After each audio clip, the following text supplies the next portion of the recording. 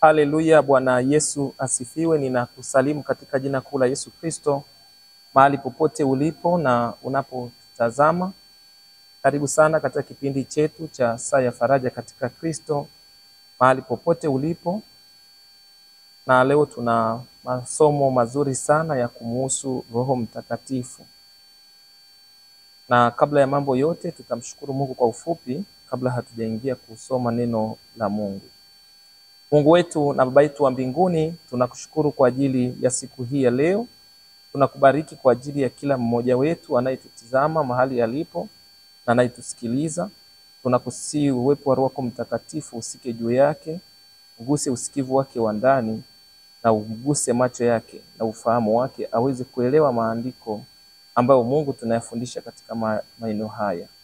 Katika jina la Yesu Kristo tumeomba. Amen. Tutasoma neno la Mungu kwenye kile kitabu cha Matendo ya Mitume, sura ile ya 2 mstari wa 1 mpaka wa 10. Hata ilipotimia siku ya Pentekoste, walikuweko wote mahali pamoja. Kukaja ghafla toka mbinguni uvumi kama uvumi wa upepo wa nguvu, ukienda kasi, ukajaza nyumba yote waliokuwa wameketi. Kukatokea ndimi zilizogawanyikana kama ndimi za moto, uliowakalia kila mmoja wao. Wote wakajazwa Roho Mtakatifu, wakaanza kusema kwa lugha nyingine kama Roho alivyowajalia kutamka. Na walikuwako Yerusalemu Wayahudi, wakikaa watu wataua, watu wa kila taifa chini ya mbingu. Basi sauti hii iliposikiwa, mkutano walikutanika, wakashikwa na fadhaa, kwa kuwa kila mmoja aliwasikia wakisema kwa lugha yake mwenyewe. Wakashangaa wote, wakastaajabu, wakiambiana, tazama, hawa wote wasemao si wa Galilaya? Imekuwaje basi sisi kusikia kila mtu lugha yetu tuliozaliwa nayo? Waarapati na Wamedi na Walemi nao wakao Mesopotamia ya Uyahudi na Kapalokia na Panto na Asia na Frigia na Pamfilia, Misri na pande za Libya karibu na Kirene, na wajeni watokao Rumi, Wayahudi na waongofu, Wakrete na Waarabu, tunawasikia hawa wakisema kwa lugha zetu matendo makuu ya Mungu. Wakashangaa wote, wakaingiwa na shaka, wakiambiana, maana yake ni nini mambo haya? Wengine walidhihaki wakisema, wamelewa kwa mvinyo mpya. Petro akahutubia mkutano, lakini Petro akasimama pamoja na wale 11, akapaza sauti yake, akawaambia, enyi watu wa Uyahudi na ninyi nyote mkao Yerusalemu, lijueni jambo hili, mkasikilize maneno yangu. Sivyo mnavyodhani, watu hawa hawakulewa, kwa maana ni saa 3 ya mchana. Lakini jambo hili ni lile lililonenwa kwa kinywa cha nabii Yoeli, itakuwa siku za mwisho, asema Mungu, nitawamwagia watu wote roho yangu, na wana wenu na binti zenu watatabiri, vijana wenu wataona maono, na wazee wenu wataota ndoto. Nami siku zile nitawamwagia watumishi wangu wanaume na wanawake roho yangu, nao watatabiri. Nami nitatoa ajabu katikati ya mbingu, juu ya ishara katika nchi, damu na moto na mvuke wa moshi. Jua litageuka kuwa giza na mwezi kuwa damu, kabla ya kuja ile siku ya Bwana iliyo kuu na ilivyo dhahiri. Na itakuwa kila atakayelitia jina la Bwana ataokolewa. Katika kitabu cha Matendo ya Mitume sura ya 2 tumesoma mstari ule wa 1 mpaka wa 20 kufahamu vizuri kuhusu Roho Mtakatifu. Roho Mtakatifu ni nafsi ya 3 ya Mungu. Baba ni nafsi ya kwanza, Mwana ni nafsi ya 2 na Roho ni nafsi ya 3. Na hawa wote wanafanya kazi katika hali ya umoja. Baba, Mwana na Roho hufanya kazi kwa hali ya umoja. Kitabu cha waraka wa kwanza wa Yohana sura ile ya 5 mstari wa 8 kinaeleza zaidi kwamba wapo watatu mbinguni, Baba, Mwana na Roho, lakini kuna maji, damu na neno, na hawa wote hufanya kazi kwa pamoja. Kwa Roho Mtakatifu ni nafsi ya 3 ya Mungu. Na kwenye kitabu cha Yoeli ile sura ya 2 wameeleza zaidi kuanzia mstari ule wa 28 kwamba katika siku za mwisho Mungu aliahidi kwamba atawamwagia watu wake Roho, na vijana wataona maono, wazee wataota ndoto. watumishi wa Mungu wengi watatabiri. Kwa hiyo maono ni picha ya wazi ambayo Roho Mtakatifu pia anaileta. Ndoto zinakuja kwa sababu ya usingizi. Ukiwa kwenye usingizi, ukiwa umepumzika, ndipo Mungu hufungua masikio yako na kuanza kusemesha vitu. Lakini Roho Mtakatifu ndio anatekeleza mambo hayo. Roho Mtakatifu ana kazi nyingi. Kwanza, kazi mojawapo ya Roho Mtakatifu ni mwalimu. Huwa anatufundisha.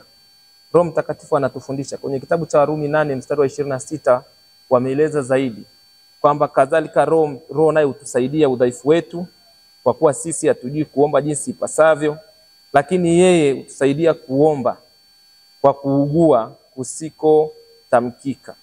Na kitabu kile cha Zaburi ya 32 mstari wa 8 kimeeleza zaidi kwamba nitakufundisha. Kwa hiyo Roho Mtakatifu ni mwalimu, huwa anafundisha watu. Roho Mtakatifu ni msaidizi, kazi yake nyingine ni msaidizi, hutusaidia kuomba.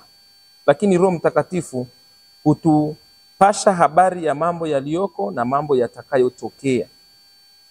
Biblia inasema Roho hushuhudia mwenyewe ndani ya nafsi zetu kwa sisi ni wana wa Mungu, na kama sisi ni wana wa Mungu basi tu warithi wa ahadi zake, katika Warumi 8 mstari ule wa 16. Kwa hiyo tukua tunataka watu wafahamu kidogo kumhusu Roho Mtakatifu, kwa sababu kumekuwa na mambo mengi yanaendelea katika mitandao ya kijamii juu ya watu wanapouza watumishi wa Mungu wanaotoa unabii mbalimbali. Lakini ni kweli kwamba kutoa unabii ni karama mojawapo ya Roho Mtakatifu, kutabiri. Lakini Roho Mtakatifu ni mwalimu. Roho Mtakatifu ni msaidizi wetu. Roho Mtakatifu pia huwa anatia watu nguvu. Kitabu cha Matendo ya Mitume ile sura ya 1 mstari wa 8 inaeleza kabisa kwamba mtapokea nguvu akiisha wajilia juu yenu Roho Mtakatifu. Kwa hiyo Roho Mtakatifu akiingia ndani yako unatiwa nguvu na unawezeshwa kufanya jambo ambalo wewe huwezi kulifanya kwa akili zako.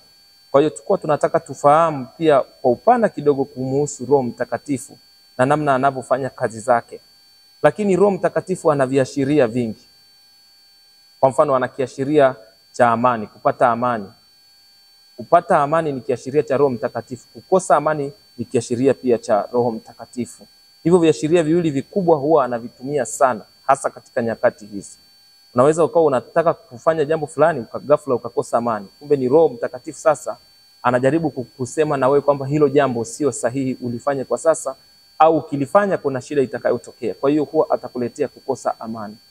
Na ukisoma kwenye Wafilipi 4 mstari ule wa 6 mpaka wa 8 anasema amani ya Kristo ipitao fahamu zetu itawahifadhi ninyi kabisa na nia zenu. Kwa hiyo ukiona unajaribu kufanya jambo unakosa amani, ujue Roho Mtakatifu tayari huko ndani yako na anakuonya hicho kitu unataka kufanya kinaweza kikaleta madhara. Lakini kupata amani maana yake anakupa uhuru katika kufanya hilo jambo. Kwa hiyo ndio maana unasikia saa nyingine unataka kufanya jambo unaulizwa una amani katika hicho unachotaka kufanya. Ukisema ndio unaambiwa endelea, lakini ukisema hapana inabidi watumishi waombe kwanza, kwa sababu Roho Mtakatifu kama amekukosesha amani, hicho kitu sio sahihi na kinaweza kikakuletea madhara hapo mbeleni. Kwa hiyo Roho Mtakatifu ana viashiria vingi. Kuna kiashiria kingine ambacho anacho kinaitwa kiashiria cha huzuni ya Mungu.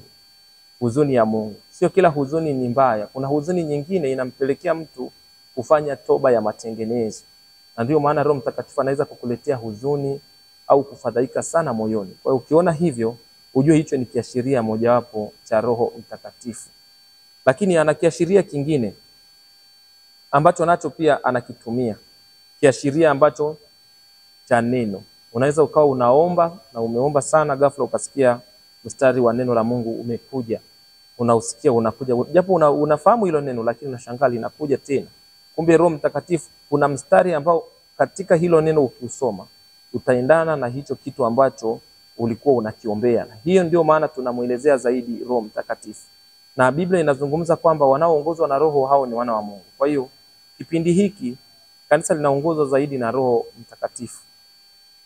Zamani Mungu alikuwa anatumia manabii kusema na watu, lakini kwa nyakati hizi baada ya Kristo kupaa mbinguni aliwaachia watu Roho ambaye anawaongoza. Kitabu cha Yohana sura ile ya 14 ukisoma ameeleza vizuri kwamba sitawaacha yatima, nitawaleteni msaidizi wa kufanana nanyi, naye ni Roho yule wa uzima, naye atawajulisha na kuongoza katika njia zake zote. Kwa hiyo sasa hivi Mungu asemi na kanisa sana kupitia manabii, anatumia roho wake kuzungumza na watu. Kwa hiyo sasa hivi anaweza akatumia hata watoto wadogo kusema kupitia Roho Mtakatifu, anasema ndani yao. Anaweza kuzungumza na wewe kupitia nyimbo mbalimbali, lakini zile nyimbo zimebeba uvuvio wa Roho Mtakatifu na ukashangaa na kuponya. Kwa hiyo kuna mahali unaweza ukapita hata pagumu, ghafla ukashangaa unasikia wimbo fulani unaimba ndani yako wa kufariji, wa kukutia moyo. Kumbe Roho Mtakatifu ndio mwenyewe ameuleta ndani yako, kwa sababu amegundua ukiimba ule wimbo utapata faraja katika mapito unaopitia. Kwa hiyo Roho Mtakatifu ni kiongozi, Roho Mtakatifu ni mwalimu, na viashiria vyake vikubwa ni hivyo. Kwa hiyo ukiona unakosa amani katika jambo fulani unalotaka kulifanya, jaribu kuliacha kabisa, utulie kwanza magotini, umuombe Mungu, kwa sababu unaweza kukuta Roho Mtakatifu ameshachunguza, kuna athari zitatokea ukifanya hilo jambo. Lakini ukiona unapata amani, basi endelea, na ukiendelea basi jambo hilo litafanikiwa. Lakini ukiona unapata huzuni katika jambo fulani, usipuuze ile huzuni. Hebu jaribu kuomba. Unaweza kukuta kuna kitu umefanya, umemkosea Mungu, na ndio maana ameachilia ile huzuni. Na unapoomba, Roho Mtakatifu anakiashiria kingine kinachoitwa furaha. Furaha ya Bwana inaongoza. Ukisoma katika lile neno la Isaya 61, linazungumza kwamba mtatoka kwa furaha. Ile Isaya 62 pia inaeleza mtatoka kwa furaha, mtaongozwa na haki. Kwa hiyo furaha ni Roho Mtakatifu anaitumia pia kama kiashiria kingine. Ukiwa umeomba jambo fulani ukasikia umepata furaha moyoni, hata kama halijatokea, kile ni kiashiria mojawapo cha Roho Mtakatifu. Kwa hiyo Roho Mtakatifu tunatamani akuongoze mahali ambapo unatutizama na unatusikia. Katika kila hatua unaotaka kuifanya, kubali kuongozwa na Roho Mtakatifu, kwa sababu ukiongozwa na Roho Mtakatifu utafanikiwa katika hatua zako. Neno la Mungu kwenye Zaburi ya 119 mstari ule wa 133 linasema kwamba uziongoze hatua zangu kwa neno lako, uovu usije ukanimiliki. Sasa watu wengi hawajui maana ya neno. Neno ni Mungu, na Roho Mtakatifu ni Mungu, ni Mungu kabisa, kwa sababu ni nafsi ya tatu ya Mungu. Kwa hiyo wanafanya kazi kwa pamoja. Waraka wa kwanza wa Yohana sura ile ya 5 mstari wa 8 wameeleza kabisa hao watatu wanafanya kazi kwa pamoja. Kwa hiyo Roho Mtakatifu ni Mungu, anafanya kazi kama Mungu kusema na wewe. Mungu anasema na wewe kupitia Roho Mtakatifu sana, na anavyozungumza ana makusudi. Lakini Roho Mtakatifu anajua mambo yote, anajua mwanzo wako na anajua mwisho wako utakavyokuwa.